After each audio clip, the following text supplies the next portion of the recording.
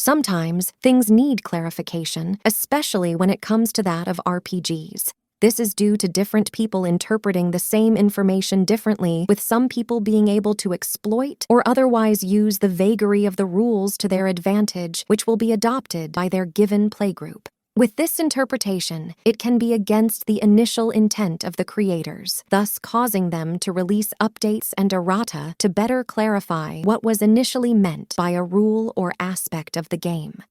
Greetings and welcome back to Checkpoint Gaming, Lords of Waterdeep. With this episode, it will go over any clarifications to the game that were addressed within the rulebooks, but we weren't able to incorporate into the previous episodes due to the specificity of said information. This will consist of singling out particular quest and intrigue cards. But before delving into today's episode, let's talk about today's sponsor. This episode is brought to you by Twin Suns Ranch, which is a guest ranch found in Southern California, where its team of set designers, actors, and galactic explorers come together to build a fully immersive experience where participants will be able to engage in a variety of endeavors based upon their given desires. This can include such things such as cosplaying, war reenactments, and laser tag. Depending upon what you want, Twin Suns Ranch can help you achieve that goal. Just reach out to them and see what you can come up with. You can find them at www.theweekendstrikesback.com/galaxies/index.html. The link will also be found in the description. With the quest cards, there are 10 of them that we'll be looking at.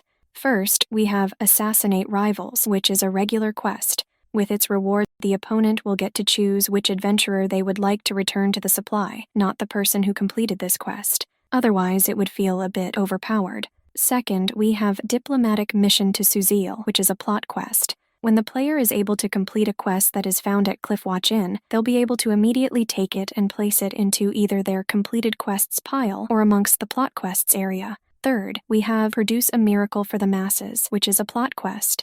When the player completes this given quest, whenever they take an action that will provide them with any number of clerics, it allows them to return just one adventurer from their tavern, regardless if it's a fighter, rogue, or wizard, in exchange for a single cleric.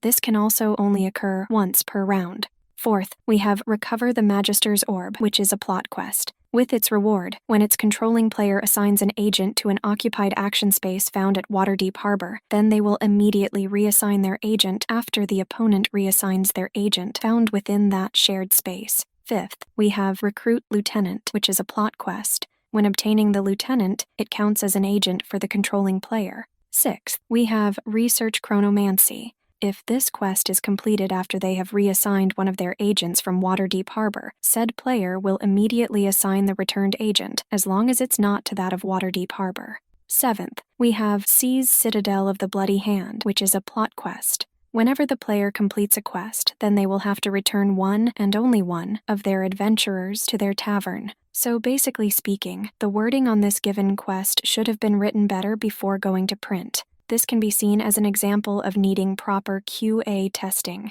Eighth, we have Study in the Librarium, which is a plot quest. Basically speaking, with this quest's reward, before the player draws an intrigue card, with the possibility of also playing it, said player will have to complete the initial action in full regarding the playing of an intrigue card. Ninth, we have Swindle the Builders Guilds, which is a plot quest. When the player is selecting the buildings found at Builders Hall and putting them into play, the vacant spot is to be refilled before they select the second building.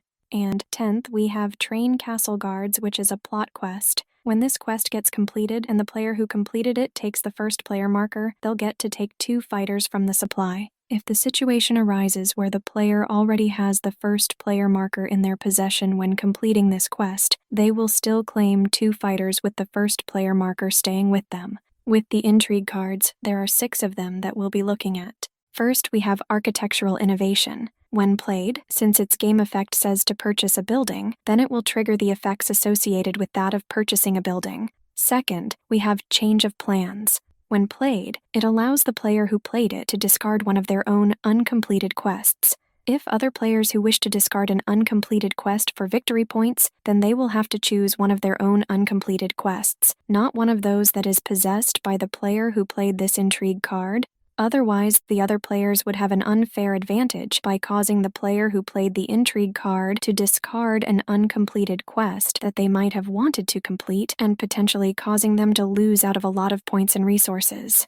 Third, we have Demolish. When played, the player who plays it will still be able to put a building into play, even if they destroyed their own building when playing this card.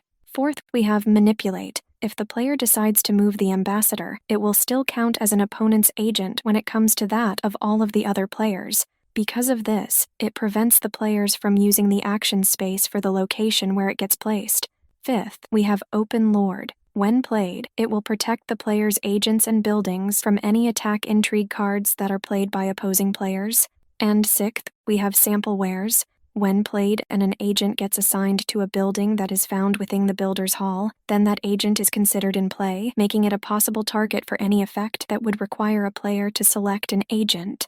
If a second copy of this card is played during the same turn, then the second agent will be unable to be assigned to the building found at the Builder's Hall that already possesses an agent. And if someone purchases a building that possesses an agent upon it due to this card, then the purchased building's action space will remain occupied until that agent gets removed from it, which typically occurs at the end of the round.